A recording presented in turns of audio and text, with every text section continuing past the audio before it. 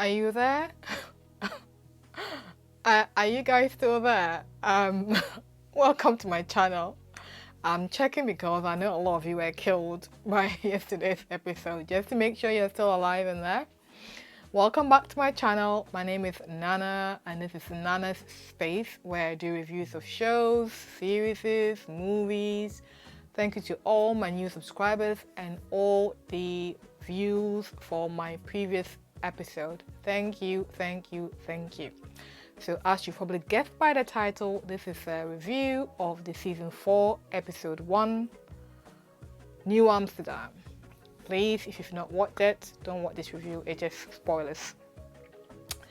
It is all we wanted and more. I have made my notes just so I can gather my thoughts, so bear with me, it's a lot to go through. So I've been seeing spoilers, I have been seeing tease. Maybe I watch too many spoilers for my own good, but hey, it's neither here or there. We will start off with Max and Helen. So first of all, they did a recap of last season where things were with everyone. And the last scene was Max running to Helen's door, and they have this almost very musical interlude of them kissing going up the stairs. Helen's house is huge, and that's what Max exclaimed. And Helen was like, "Do you want to talk?" He was like, "Nope." So they got right into it, and let me just say, it was tastefully done. So they put bits and bobs in the episode as it went on. And the conversations evolved. Now, I didn't realize that Freema had a great back. Like, that back looks sculpted. It looks like she hit the gym a lot. All her yoga and Pilates and all those stunts she's been putting on Instagram, it looks like they've been doing her a lot of good on her back. But anyway, that's by the by. We then get into Max going into the office. So what I thought about this, it reminded me of House MD. If you don't watch House before, great show. Oh, sorry, I think there's a plane flying over my room. Sorry about the noise. It reminded me of the episode in House after the sixth season. So the 7th episode 1 called Now What? So after House and Cuddy got together, the question was, now what? This is what this episode reminded me of. Now that they're together, now what? Let the underbelly of things escalate. For structure's sake, I'm gonna put them in small chunks. So I'm gonna do Helen Max first. I think Max taking off that ring gave him so much clarity because he was making so much sense for once. He wasn't blabbing along, and for the life of me, I did not get why Helen, after Max gave you all these kisses, exclaimed, "Oh, I shouldn't have never brought you up here." Girl, seriously? I've always thought there was this self-sabotage vibe about Helen that I wasn't quite sure how to place it. But this episode, I got a full picture. So, Pensaki came along, almost gave you his sperm for your eggs, for your IVF, and then you told him, "Oh, because of Max, you can't go ahead." Okay, fine. Dr. Cassin came along, slept in your bedroom, from the last we remember, and you never said to him you wish you didn't bring him up there. And you told him you want to break up with him. Okay, we all thought because of Max. Now, Max is here, and now you telling him because of your family in London. What are you running away from? And I really like the fact that Max was like, no, we're going to stay and fight for this. Like, he's waited so long to be here, and now he get here, and you're telling her it's a mistake. Really? What is it that is holding you back? And it really got me thinking, because I read David Schorner, I think one of the showrunners, tweet about the fact that there's not going to be any more Hamed, but there was going to be someone from Helen's past, maybe an old fling. I don't know what Helen did in London for that 1 month, because I'm starting to question a little. What is the hold up? I know you liked London, it exposed you. There was no more. There couldn't be any more exposure than what happened to you and Max. Like, what other exposure are you talking about? The fact that your mom didn't want to see you there, or that Mina is in uni, like, there's something missing in the middle, and I'm glad that they are unraveling that. So we'll see that. Helen, please don't do this, Max. Okay, we've prayed for him long enough to get this far. Don't screw up for him. The dude got rid of his ring. His wife died. I mean, he wasn't even thinking about Luna until you brought it up. What about Luna? And I was like, oh, she's young enough. I was like, Max, again, don't let the in-laws hear about the fact that Luna is the last name on your lips every time you talk to Helen. Dude, please. Okay, we know you run to the energy to try and save her from that fire, but mate, you better clean up before these people come for you round 2. So I guess Helen is going back, and they need to look for a new oncologist. And I really love, I forgot the name of the lady, this new recruit that they were trying to get her to replace. She was like, oh no one can replace Dr. Sharp. I was like, girl, no, we're not replacing Helen. If you want to hear my advice, keep her, fight for her.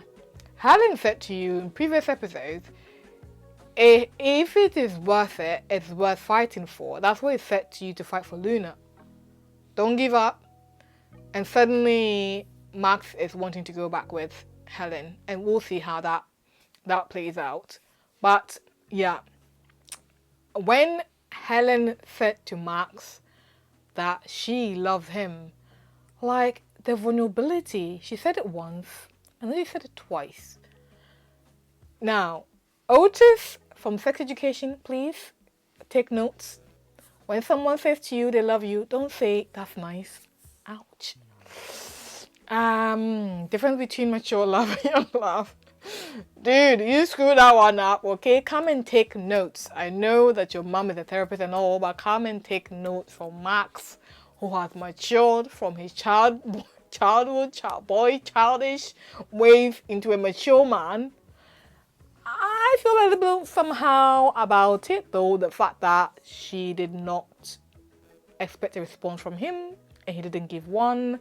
I guess his actions spoke louder than words, but you need words for affirmation and confirmation. So we'll see. We'll wait and see the day those words will come out of his mouth to her. Long distance scheduling was real. Like, I can do this week, I cannot do that week, I cannot do this week. Yeah, let's not ruin this. It's been a perfect evening. Let's just leave it as. Okay, let's just leave it as. And then you see the end about more joy, Helen coming back and Max saying, okay, I want to go with you to London. Reminded me of Grinchester. Don't know whether you've seen Grinchester on ITV, with Sydney and Violet, set in the 60s, Jim Crow South, black girl come to the UK, going back with I think it's a Church of England minister who fell in love with her and wanted to go back with her. Great show. If you watch it, watch it. But that's what that ending reminded me of. Okay, so we're gonna move to the next pair, or trio. Just put them. Lynn, Floyd, and Lynn's husband. Okay, this gave me behind her eyes vibes. So Floyd said to Lynn, when I'm with you, I think about him, and when I'm with him, I think about you. Please don't be like Lois, who got her soul swapped. Okay, dude, you are playing with fire. You're working with a husband in the theater, playing your song, ain't no sunshine when ski's gone, and the husband is like, oh, make sure you fight for this girl. I'm like, dude, you have no idea. This for me. Okay, I think Lynn is playing the husband. The husband is in the dark. He's clearly oblivious. And I'm not here for Lynn. I think Lynn is shady. I'm going to do a series about comparisons of characters, mirror imaging characters, Floyd and Max. So I'm just going to give a little bit of what I want to talk about in those episodes, about the fact that the last 3 episodes to season 3, you have Lynn luring Floyd to her door, telling him, oh, I've got an address to where we can go for drinks. Not telling him that that's her house, wearing a top with the buttons so open you can see her navel. Okay? Get to the door, and Floyd was like, oh no, I can't do this. But at that point, he'd already seen what was underneath the clothes, and he couldn't resist. At some point, he got back. Fast forward, Helen walking transparently with Max, so they knew exactly where they were going. Got to the door. Helen was like, good night. Max was like, good night. You said that already? Yes, you said that already. Bye. Come back. It was transparent. Nothing hiding anywhere. And she was fully clothed, lady. No one was looking down anyone's top in that one. Okay? She is clearly playing him. And you saying, oh, you want more. The lady's married, Floyd. Bloom and your ex-fiance are going to have a field day when they hear about this. Like, this is how far you've gone. Now, I heard Pepper Teapot comment about Lynn is going to get pregnant and she's going to struggle to find out who impregnated her. I completely agree. I couldn't agree more. It's going to be messy. Okay, I'm not here for Lynn. Lynn is just too shady. Wow. And I'm so glad they almost got consumed by that fire. Like, that's a warning sign to you too. Please, act up. While the husband was consoling the wife, the boyfriend was sat next to him. Hey, like, what is this? What is this? Really? Dude? Someone else's. Spirit of conversion. Please, leave him, okay?